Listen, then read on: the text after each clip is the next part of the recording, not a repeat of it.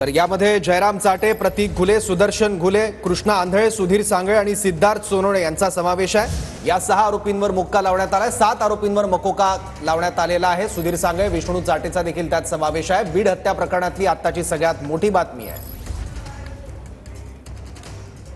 काय सांगणार, सर्व आरोपीवर मोक्का लावण्यात आलेला आहे। सगळ्या आरोपीवर मोक्का लावण्याची घोषणा तर मुख्यमंत्री साहेबांना केली होती, त्याप्रमाणे त्यांनी मोक्का लावलाय। आणि खंडणी ते खून प्रकरण हे सगळं कट कारस्थान आहे।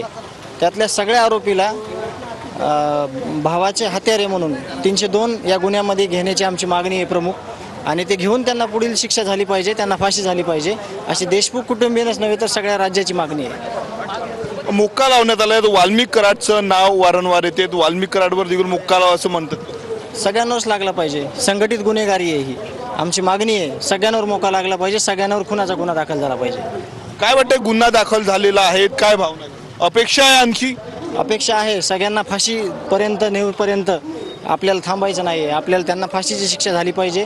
त्याकरिता